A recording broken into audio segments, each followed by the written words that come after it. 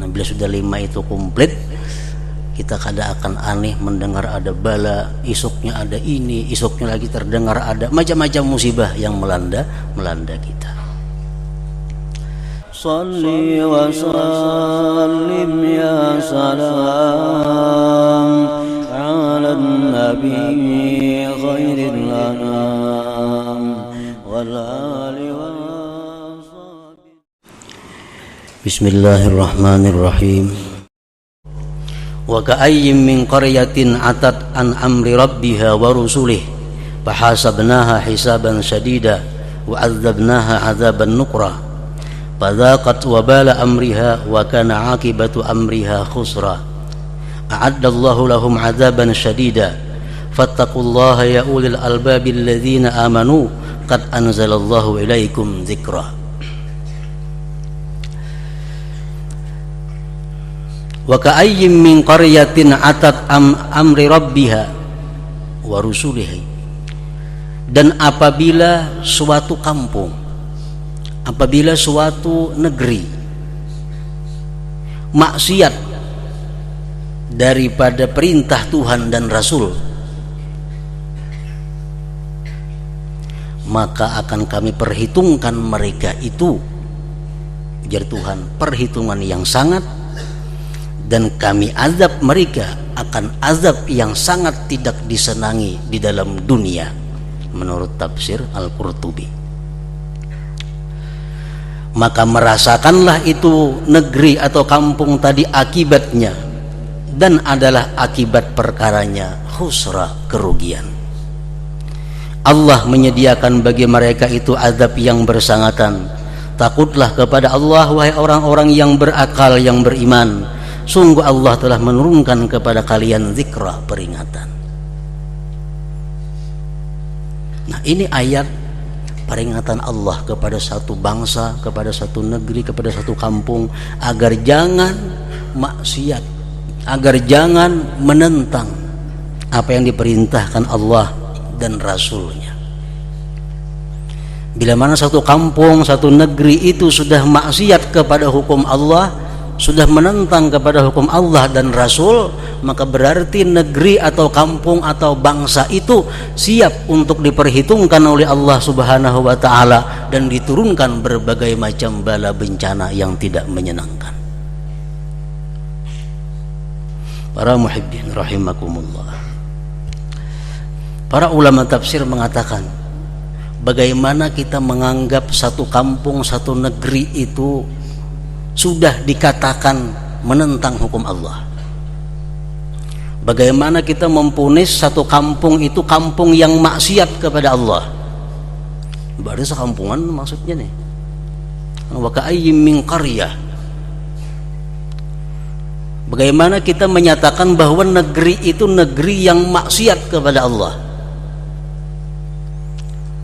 Nah, kita bisa mengatakan bahwa satu negeri, satu bangsa itu maksiat kepada Allah bila mana dalam negeri itu sudah terhimpun 5 perkara. 5 perkara ini ada dalam negeri itu. Maka siap-siaplah untuk menerima perhitungan dan azab yang sangat tidak menyenangkan.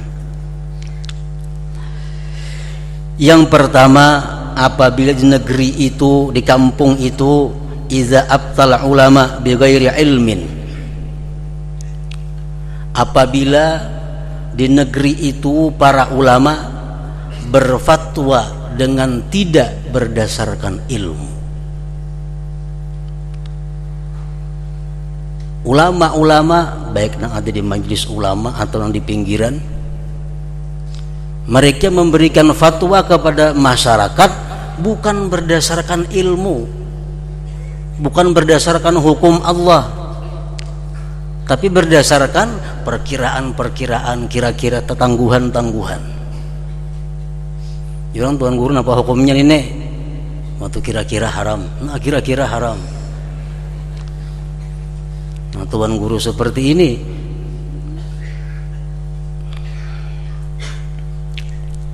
dan yang lebih parah lagi adalah yang bukan ulama tapi memposisikan diri sebagai ulama. berfatwa jelas kada punya ilmu, hanya bisa mimpin mulut habsi sudah hendak jadi ulama, modal suara baik ke situ kamari bahabsi hendak jadi tuan guru. Nah, ini orang-orang yang mengundang azab Allah.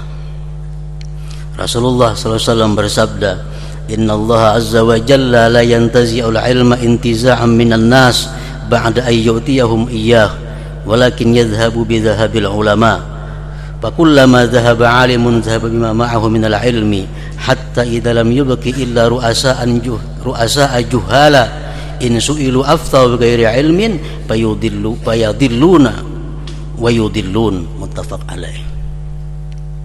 Sesungguhnya Allah, kata Rasulullah, tidak mencabut ilmu itu dari manusia sesudah Allah berikan ilmu itu kepada mereka. Allah mencabut ilmu dari manusia. Manusia itu bukan mencabut nang alim jadi kada alim, bukankah itu? Tetapi ilmu itu hilang dengan sendirinya dengan wafatnya para ulama. Saya kong meninggal, membawa ilmu masing-masing masuk.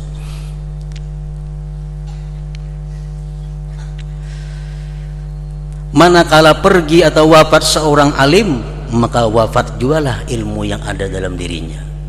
Empat juga. Sehingga bila mana Allah tidak menyisakan kecuali pemimpin-pemimpin yang jahil, yang bila mereka ditanya mereka akan berfatwa dengan tidak berdasarkan ilmu, karena memang kada mengaji orangnya. Fayadillun, maka mereka sesat dan menyesatkan orang lain.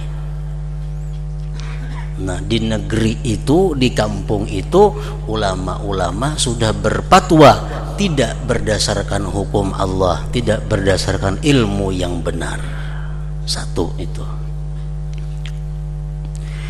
Yang kedua, idza jaral umara fil hukmi, apabila para pejabat-pejabat itu sudah zalim dalam menetapkan satu keputusan. Apabila pejabat-pejabat itu sudah tidak memihak kepada rakyat-rakyat yang miskin, yang fakir, yang kecil.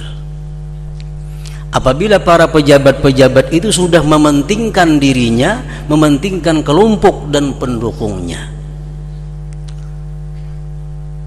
Pejabat itu umum. Ada pejabat yang di legislatif, di DPR itu pejabat juga. Mereka yang tugasnya maulah undang-undang, maulah peraturan-peraturan. Mereka bikin peraturan yang menguntungkan kelompok mereka. Maulah undang-undang yang bikin rakyat jadi sakit. Nah, itu adalah pejabat-pejabat legislatif yang zalim. Atau pejabat-pejabat yang di pemerintahan, seperti eksekutif ngarannya, atau bupati macam gubernur.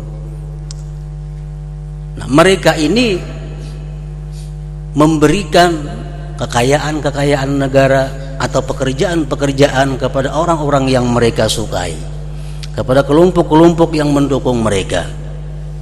Ini pejabat-pejabat eksekutif yang zalim. Padahal seorang pejabat itu begitu dilantik jadi pejabat, dia menjadi pemimpin rakyat seluruhnya. Baik rakyat yang mendukung, baik rakyat yang anti, baik rakyat yang dulunya kadang mendukung, semuaan adalah rakyatnya.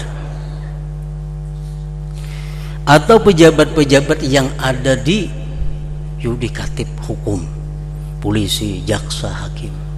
Nah, mereka ini menghukumkan bukan dengan hukum yang sebenarnya, tapi dengan hukum-hukum tergantung orang yang memintanya.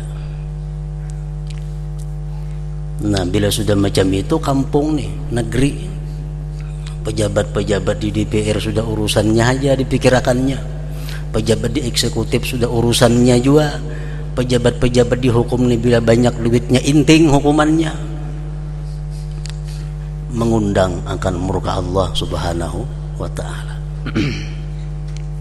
Yang ketiga, idza khanat tujara, apabila para tujar, para pemegang ekonomi ini sudah berkhianat, para pengusaha sudah culas. orang nang berdagang culas, orang nang menukar bercampur duit palsu culas, orang nang jadi pemburung culas. Khianat para pengusaha-pengusaha. Minyak berjual dicampur banyu, campur itu, campur ini.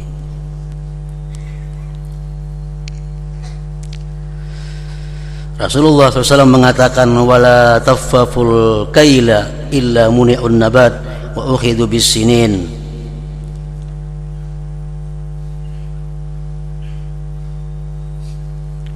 Mereka itu tidak mengurangi akan takaran, melainkan mereka akan ditindak Allah dengan krisis ekonomi.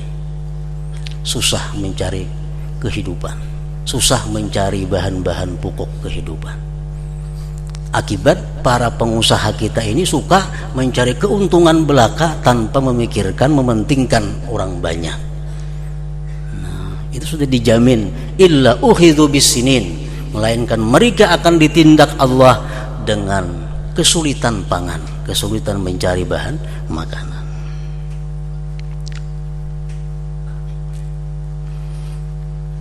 Yang keempat, idza fasaz zina war riba, apabila sudah tersebar perzinahan dan riba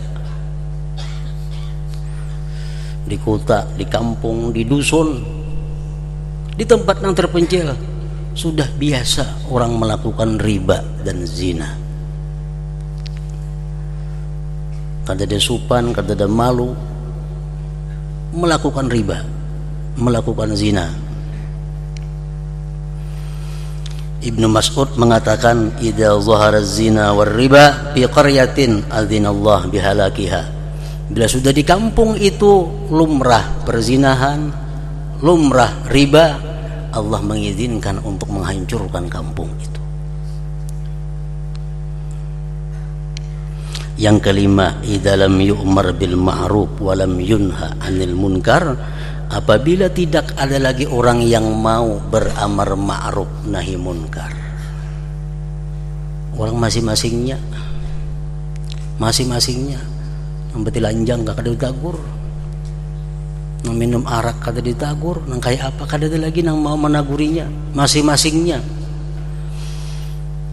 Rasulullah SAW bersabda, ya ayyuhan nas, innallaha yaqul la ta'muruna bil ma'ruf wa la tanhauna 'anil munkar aw liyusallitanallahu 'alaikum syirarakum summa yad'u khiyarukum bala yustajabu lakum. Rawahu Tabarani. Ujar Nabi kita, wahai manusia, sesungguhnya Allah telah berfirman, laksanakan amar ma'ruf nahi munkar. Kalau tidak dilaksanakan amar ma'ruf nahi munkar itu di satu negeri, di satu kampung, Allah akan menjadikan pemimpin itu kampung atau negeri orang yang paling jahat di antara kalian.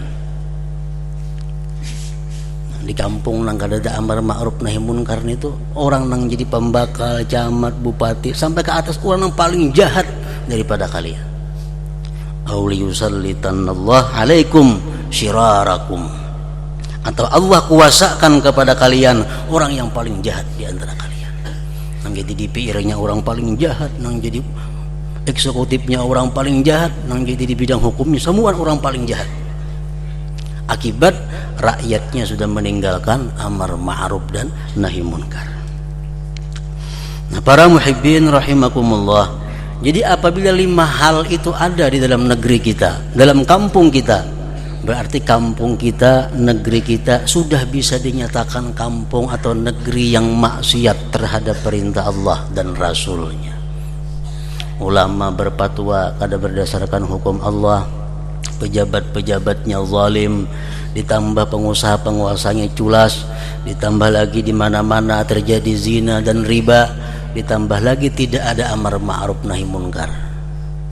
Nah, bila sudah 5 itu komplit, kita kada akan aneh mendengar ada bala, isuknya ada ini, isuknya lagi terdengar ada macam-macam musibah yang melanda kita.